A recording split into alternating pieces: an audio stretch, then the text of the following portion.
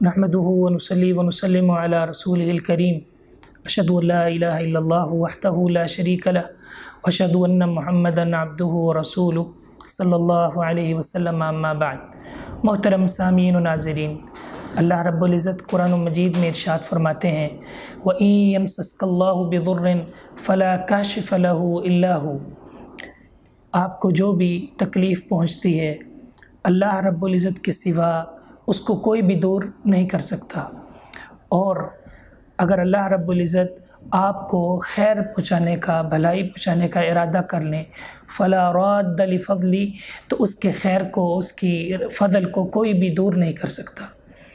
انسانوں پر جو بھی تکالیف آتی ہیں وہ اللہ کی طرف سے آتی ہیں، اور اس کی 3 اقسام ہیں، 3 طرح کے افراد ہیں۔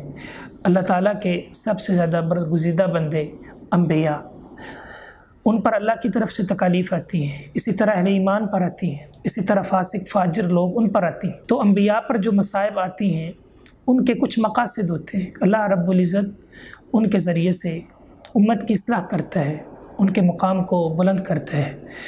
اور اہل ایمان پر جو مصائب آتے ہیں وہ ان کے لیے باعث رحمت ہوتے ہیں۔ اللہ رب العزت مومن کو تکلیف پر اجر دیتے ہیں، اس کے گناہوں کو مٹاتے ہیں۔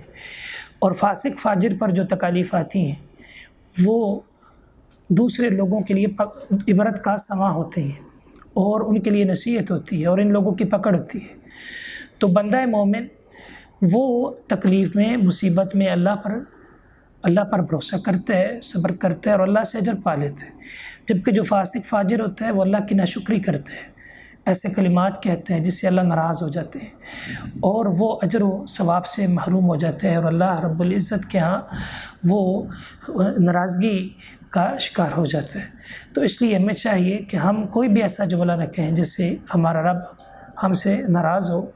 ہم ہر پل، ہر لمحہ، ہر لحظہ اللہ کا شکر ادا کریں اور اس کی تقدیر پر راضی رہیں۔